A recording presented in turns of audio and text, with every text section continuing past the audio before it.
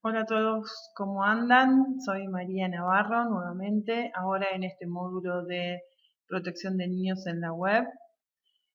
Como verán, esta primera imagen que aparece en pantalla es muy significativa respecto a todo lo que vamos a hablar en esta presentación. La presentación se llama Identidad Digital, Personalidad Proyectada y Seguridad en las Redes Sociales. Y ahora vamos a ver un poquito de qué se trata.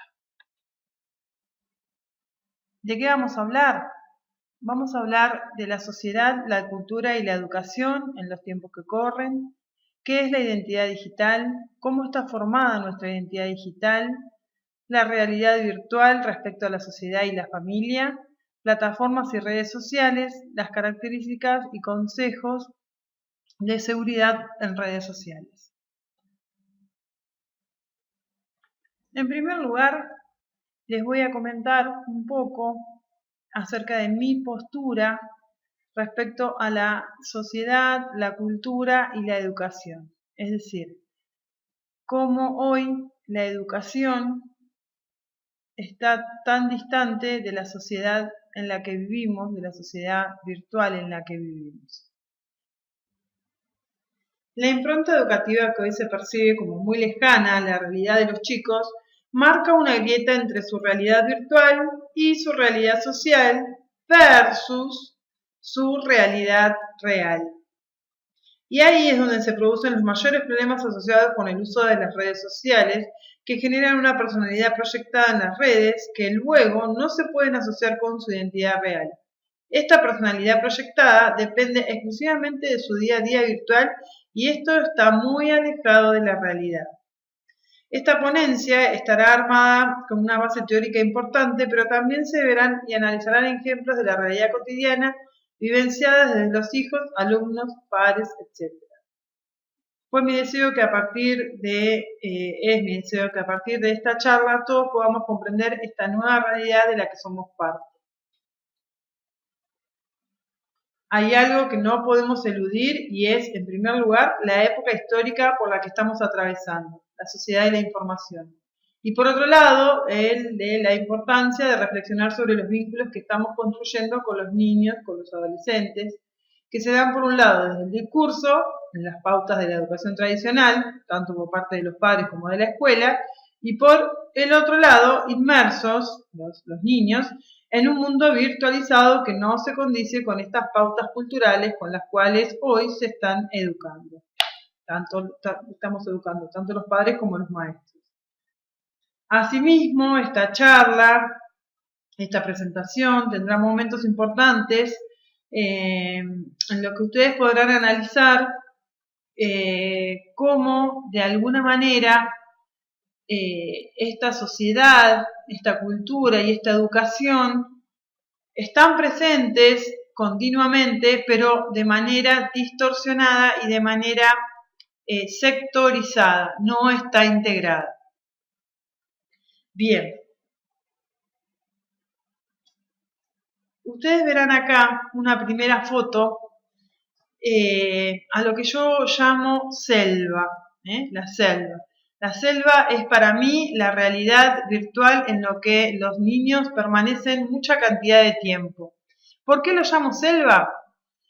Hago una dicotomía, o sea, hago una comparación con la película de Tarzán en la selva. Vieron que él permanece en la selva, pero luego va a la ciudad, trata de adaptarse, trata de comportarse, tanto como se lo indican y como se lo exige, pero él siempre mantiene esa naturalidad que le viene dado como hombre de la selva. En cuanto al concepto de selva, ¿por qué llamo yo una selva? En realidad es un lugar, las redes, desde el punto de vista de un niño, es un lugar inhóspito para sus padres. Ellos, los niños, saben, algunos, saben de sus peligros, saben de aquellas fieras que pueden llegar a atacarlos, pero también saben cómo manejar estas situaciones. o por lo menos nosotros creemos que ellos saben manejar esta situación. Hay muchas invitaciones a distintos recovecos de esta selva, para decirlo de alguna manera, y también saben saltar de liana en liana cuando algo no está bien y cuando tienen que buscar algún otro rumbo. Eso es lo que nosotros pensamos, que ellos saben. Ellos están mucho tiempo en esta realidad, por eso le digo que para ellos es natural permanecer en esta realidad virtual. Ahora tendremos que definir la realidad social. Y para definir la realidad social voy a explicarles un poco respecto a lo que significa este mundo interculturalizado que estamos teniendo, lo que comúnmente se denomina la globalización. Si bien nosotros tratamos de mantener nuestras propias culturas, estamos, desde algún punto, estamos muy vinculados con las demás culturas de todo el mundo. Entonces, desde el punto de vista de los niños, y poniéndonos en su lugar, entiendan cómo y de qué maneras a ellos les cuesta integrar las distintas culturas y les cuesta integrar lo que nosotros como papás y docentes les exigimos respecto a lo que ellos viven continuamente en la red, que es donde mayormente se da este ejemplo de interculturalidad. Bien, ante estas dos cuestiones sobre la realidad virtual y la realidad social, tenemos en contrapartida, por eso digo versus, la realidad educativa. Una escuela que actualmente sigue enseñando de manera tradicional. Una escuela que su objetivo principal debería formar a los alumnos para una pronta salida laboral, con una proyección de adquisición de conocimientos culturales, pero con una transmisión de cultura, una transmisión de conocimientos culturales que están muy alejados de lo que realmente la realidad hoy nos demuestra, como es esta sociedad de la información. Bien, ya definimos entonces a las tres realidades que nos vamos a tener respecto a lo largo de toda esta charla. Ahora hay una realidad que es propia del discurso. ¿A qué nos referimos cuando hablamos de la realidad del discurso? Ustedes podrán observar escenas de la vida cotidiana. Mamá habla, la niña está ocupada con el celular. También sucede al revés, la niña habla y el padre está ocupado con el celular.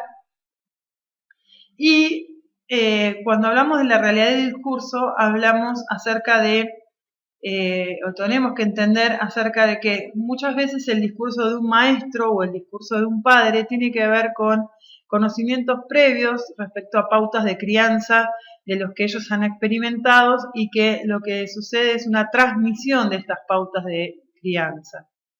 Los aspectos más relevantes de estas pautas de crianza tienen que ver con valores de la sociedad, una visión y una relación con el mundo, límites y normas sociales, apreciación de sí mismo, relación afectiva entre las partes.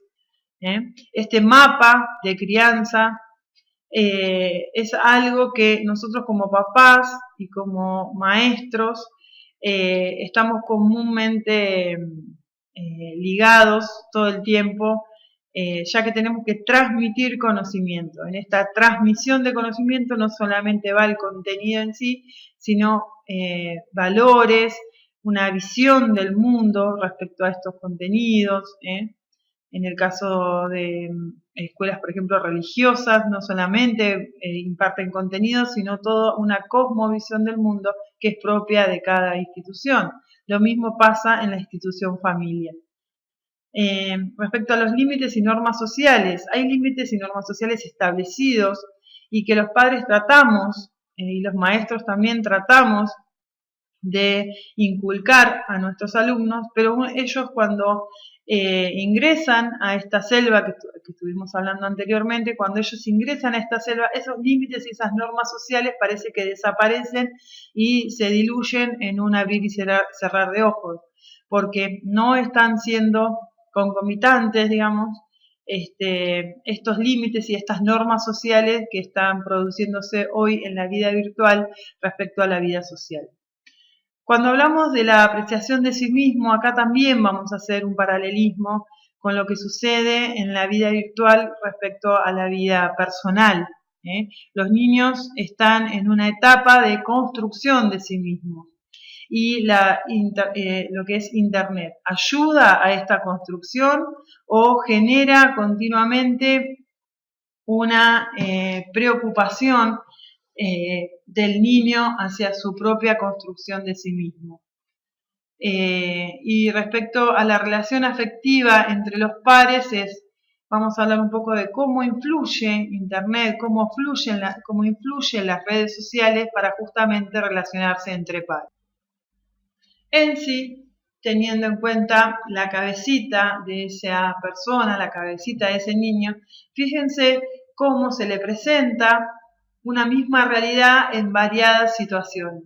Una realidad virtual, una realidad social, una realidad educativa y una realidad en el discurso de sus padres y sus maestros que no se condicen con esas otras realidades y con su verdadera realidad. Lo que queremos descubrir entonces es cuál es la verdadera realidad del niño de hoy, hacia dónde tenemos que apuntar nuestras enseñanzas, nuestras estrategias de enseñanza, tanto desde el punto de vista de los padres como de los docentes.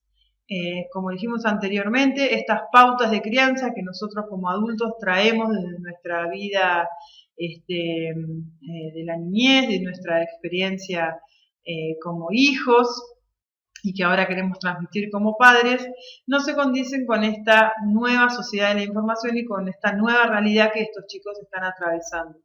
Los adultos tenemos que ayornarnos, los adultos tenemos que conocer un poco más acerca de esta realidad virtual en el que ellos pasan hoy la mayor cantidad de horas en el día. Bien, igualmente, más allá de todo lo que podamos hablar de escuela, la realidad virtual, la realidad social y la realidad en el discurso, en realidad hoy vemos fotos y como para ver una foto de la vida real, vemos que la realidad real, si se quiere decir, está dada por esta situación. Hoy en casa todos tenemos tecnología, en casa hay más de un aparato tecnológico, todos accedemos a tecnología en algún momento, la manera de comunicarnos entre sí es a través de la tecnología. Y cuando hablamos de tecnología, hablamos de una lógica en la técnica. Esta lógica en la técnica va estructurando pensamientos y va generando una manera de comunicación propia, con un lenguaje propio que cada vez se va más distorsionando. Bien, seguimos. Cuando hablamos de identidad digital, ¿de qué hablamos? La identidad digital es lo que nos define en la red. Son los rastros que vamos dejando en Internet. En este gráfico, el adolescente representa la identidad digital y el adulto la identidad real. Viene como a lo largo de los años, fue creciendo la manera de dejar una huella en la red tanto del adulto como el niño. Nuestra huella digital hace mucho más que identificarnos como individuos dentro de la red. A través de ella pueden conocernos tanto o más que en la vida real. Cada cosa que hacemos en Internet va dejando una marca, va dejando una huella.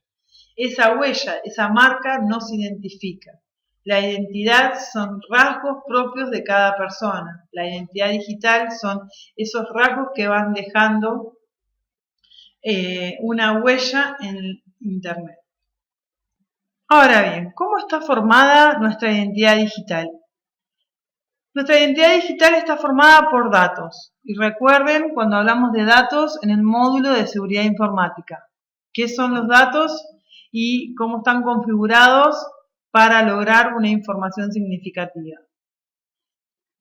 Nuestra identidad digital entonces está formada por datos, datos informales, datos formales, datos reales y datos imaginarios. Los datos informales son aquellos datos de nosotros mismos que están en la red sin que nosotros seamos conscientes de lo que estamos dando. No podemos analizar si no conocemos a la persona, pero si no la conocemos, ¿qué datos podríamos sacar de esta foto? ¿Qué datos podríamos sacar? Es para pensarlo. Lo mismo de esta foto. Podemos analizar su estilo de vida, de educación, el barrio en que vive, ¿no es cierto? Y de este tipo de viviendas, bienes, podemos ver al hombre cómo está vestido, a la carga de su camioneta, a su semejante camioneta respecto a su casa. Aparentemente pareciera una casa en el medio del campo, pero por ahí no lo es. Es una cuestión para analizar. Y acá tenemos no solamente una imagen, sino también para analizar respecto a estos datos informales, los comentarios. Entonces, si bien es una foto muy linda para compartir con sus amigos, muchas de estas fotos dicen de nosotros cosas que nosotros no somos conscientes que la estamos brindando. Por ejemplo, nivel de vida. Por ejemplo, datos personales respecto al nombre y apellido, a que son parejas, que se pueden encontrar juntos. Si están de luna de miel, si no están de luna de miel, si están de viaje de placer, viaje de negocios. A veces no solamente en la foto, sino en los comentarios. Entonces, ¿cómo estas imágenes, estos datos son informales? Porque las personas no son conscientes en sí que esta publicación puede hablar mucho de ellos. ¿Me explicó? Ahora vamos a datos formales. Lo que ponemos. Hoy viajo a Capital a recital de Marama. Los espero a todos en la charla sobre seguridad en redes que daré hoy. Esos son datos correctos, datos que nosotros somos conscientes para qué lo hacemos, con un objetivo definido por nosotros mismos y con una intención hacia la otra persona o hacia otro grupo o hacia el usuario de las redes sociales que nosotros podemos controlar. Hasta un punto, pero aparentemente nosotros controlamos lo que nosotros mismos ponemos. Esos son los datos formales. Los datos reales es lo que hay en la red y son ciertos. Por ejemplo, si miramos esta foto, yo digo, esta chica estuvo en Disney. No es trucado, es una foto real de su muro. Lo que digo, lo asevero, y lo que digo es real porque lo estoy viendo. A la pregunta ¿dónde trabajo? Rápidamente puedo descifrar que es real que trabaja en la Universidad Católica de La Plata porque está sentada en el stand de la Secretaría de Investigación de la Universidad Católica de La Plata. Es un dato real. A la pregunta ¿cómo está compuesta tu familia? Rápidamente podemos ver, y de paso le muestro, mi marido, ingeniero en sistemas, Juan Pablo, María Clara y María Catalina.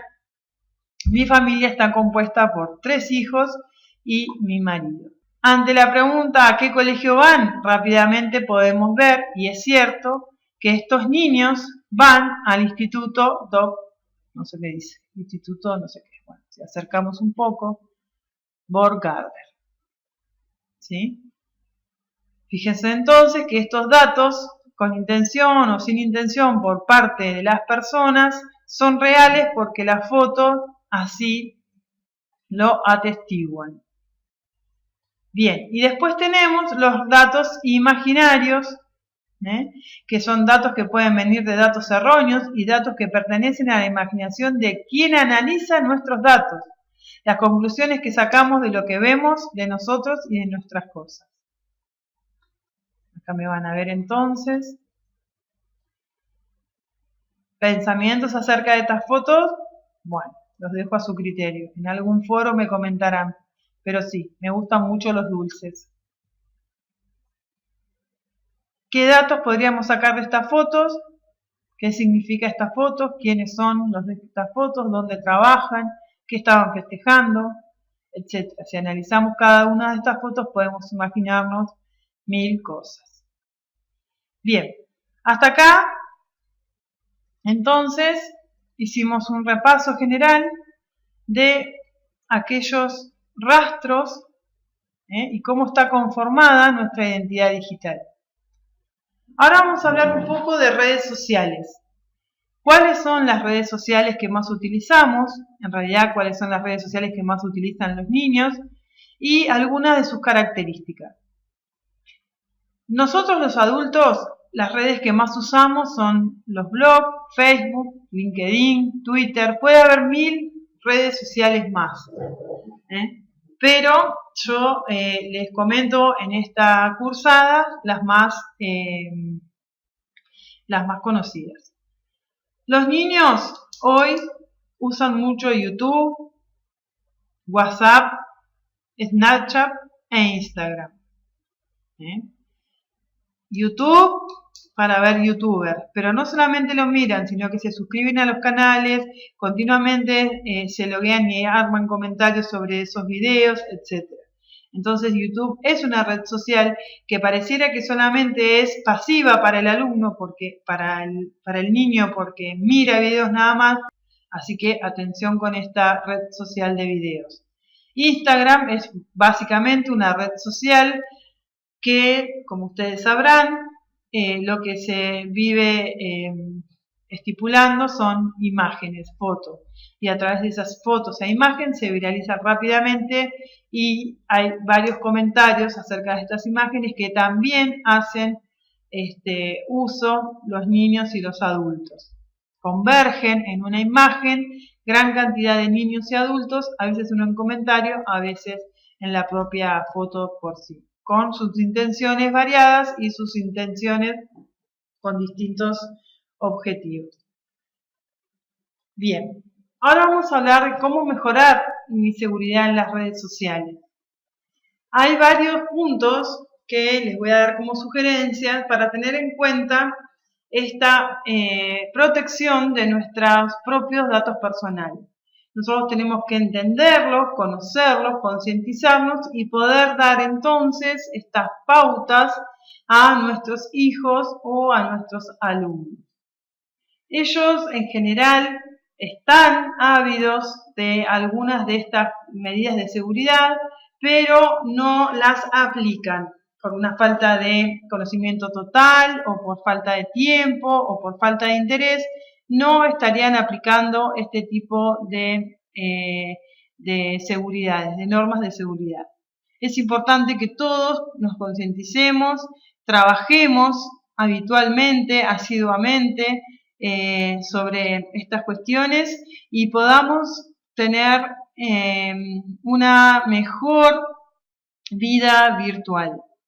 Recordemos entonces cuando hablamos de pautas y valores que como adultos les traspasamos a nuestros niños, cuáles son esas pautas. No podemos quedarnos con las pautas que nos han pasado a nosotros, como personas adultas, nuestros padres, sino que tenemos que comprender esta nueva realidad en la que ellos están inmersos y tenemos que educarlos en este sentido. Una cuestión muy importante es utilizar contraseñas seguras. Fíjense en esta foto de qué manera un hacker, como estuvimos hablando en el módulo de seguridad informática, cómo un hacker puede rápidamente decodificar una contraseña cuando la contraseña es corta o fácil de descifrar. Entonces, cuando más caracteres, distintos caracteres, letras y números contenga nuestra contraseña y cuanto mayor cantidad de números, caracteres y letras tenga nuestra contraseña, más segura va a ser. Tengamos en cuenta esto, tengamos en cuenta este detalle. Bien, otro de los consejos es no aceptemos solicitudes de amistades de desconocidos. Esto es muy importante, nosotros por ahí como adultos lo tenemos claro. Pero los niños, toda esta conciencia, toda esta experiencia previa que por ahí un adulto la adquiere en distintos ámbitos, en el que se desenvuelve, el niño esto no lo sabe, esto no lo ha experimentado y tampoco como adultos nos damos cuenta que esto lo tenemos que hablar. Entonces a veces una persona desconocida no es tal para el niño, sino que la confianza está dada por que es una persona que está en la red y es una persona que se quiere contactar conmigo. Otra cuestión es utilizar siempre páginas seguras. Si nosotros vamos al navegador, arriba, donde dice dirección, siempre toda página web empieza con HTTP, que es un tipo de protocolo que, digamos, para no explicarlo tan técnicamente, pero los HTTP son protocolos que cifran el código por el cual se ha programado esa página web para que nosotros como usuarios comunes podamos entenderlo.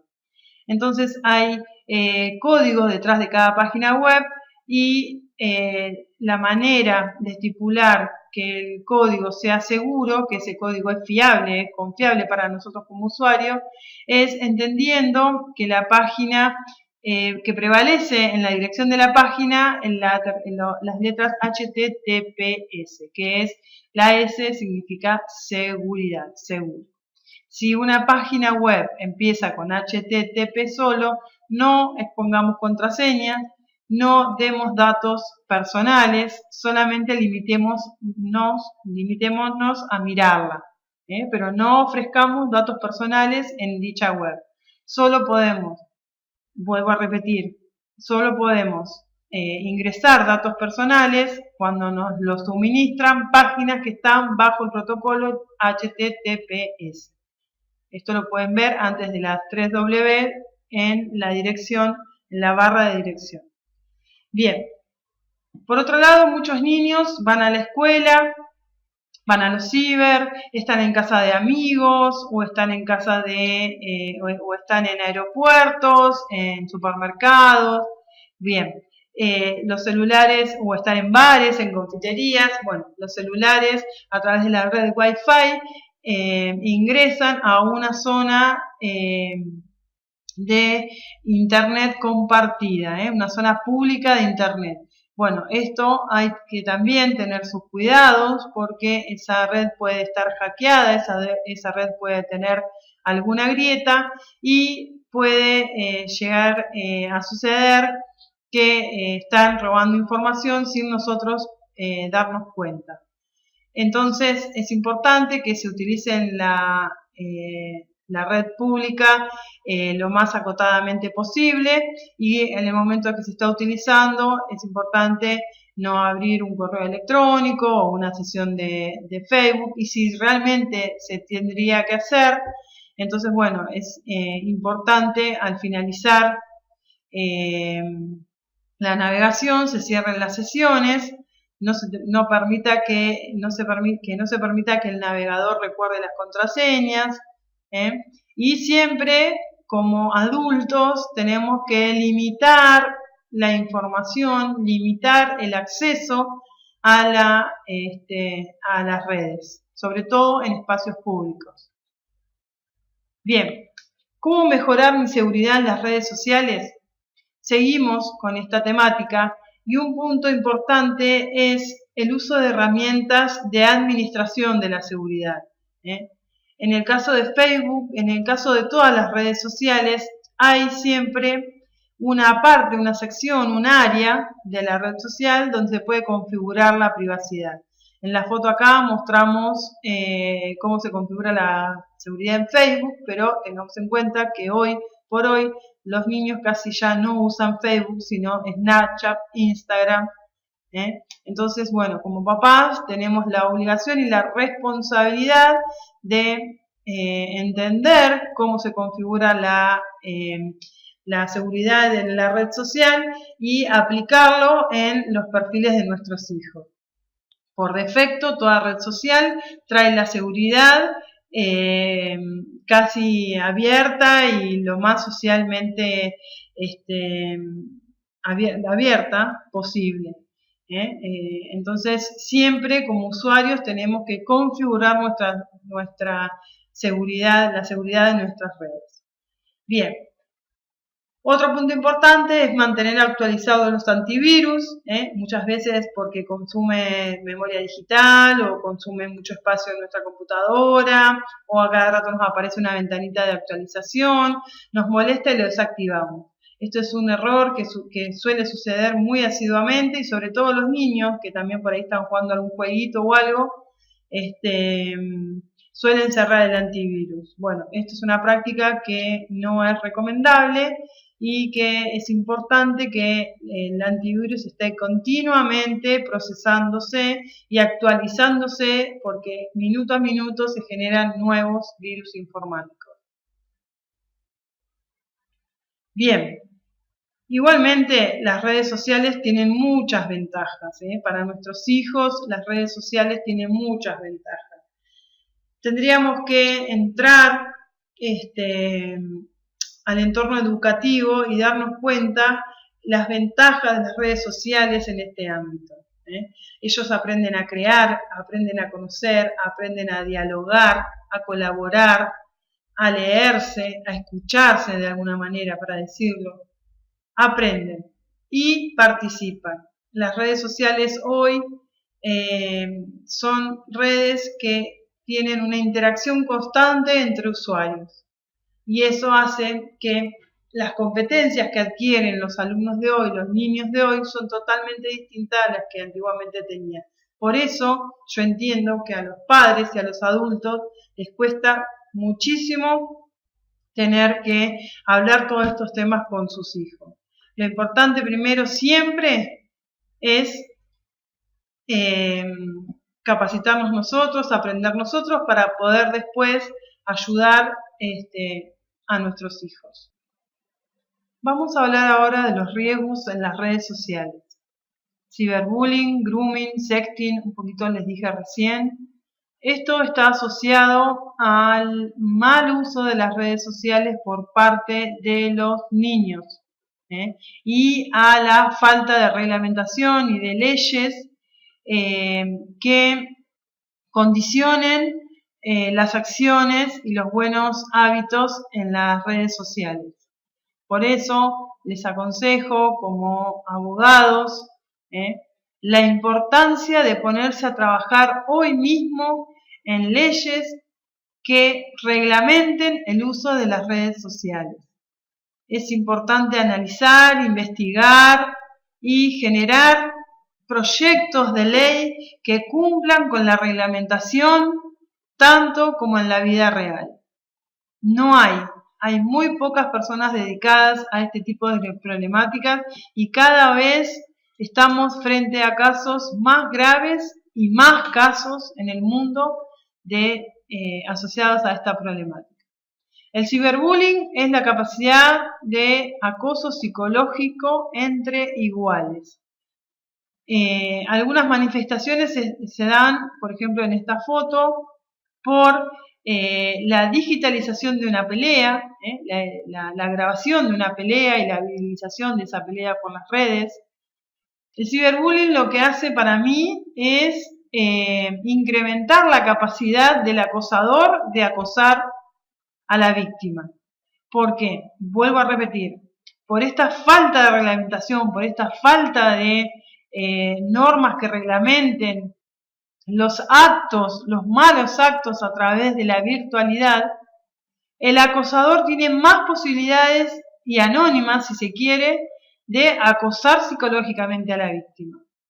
En la vida real, el bullying o las situaciones que se dan en el entorno escolar, por ejemplo, sobre bullying, hace que el acosador tenga que tener más cuidados y sobre todo, además de tener más cuidados respecto a que no lo vean, que nadie diga nada del grupo en que están acosando, siempre hay un acosador y los demás del grupo que son cómplices, ¿no?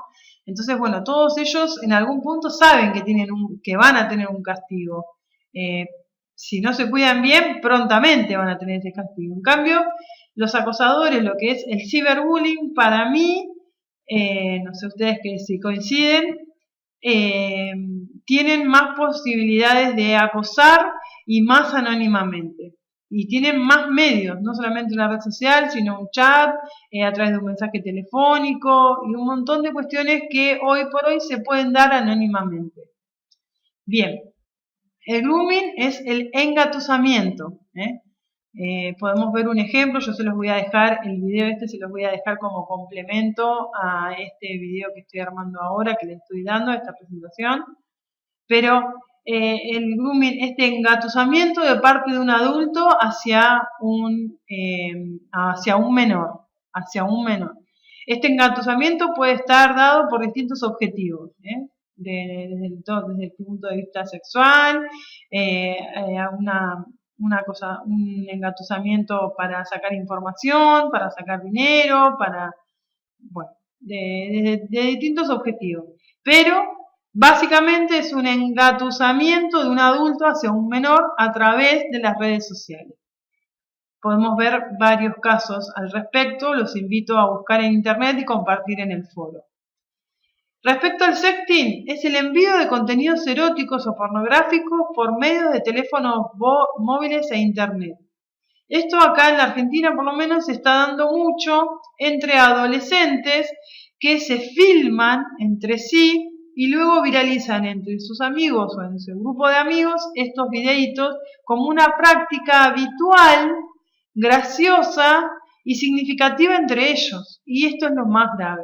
Por eso digo, ¿dónde está la escuela que está transmitiendo conocimientos, está transmitiendo contenidos de la cultura, cuando la cultura no es la que ellos están experimentando asiduamente? Estos casos hay mucho para analizar. Les propongo que ustedes busquen en internet algún caso que les llame la atención respecto al ciberbullying, al grooming y al sexting y lo compartan en el foro para que entre todos podamos charlar. En este mini máster no solamente tenemos abogados, sino tenemos gente de otras áreas, así que desde cada punto de vista les propongo generar un espacio de discusión, de escucha y de opiniones y conocimientos para lograr una integración de todos los conocimientos y las opiniones que sea significativa para este tipo de temas que estamos tratando. Estamos frente a una revolución. Las TIC avanzan y los medios para atravesarla culturalmente se agotan en uno mismo. Dedicar esfuerzo a construir tu propia identidad ya no es opcional, es un acto de pura responsabilidad. La identidad digital la tenemos todos. La huella que vamos dejando en las redes sociales son pura y exclusivamente la responsabilidad de cada uno. Respecto a la mirada hacia nuestros hijos, hablemos con ellos, reflexionemos, concienticémoslos, hagamos de ellos usuarios digitales con conciencia y buenos ciudadanos digitales.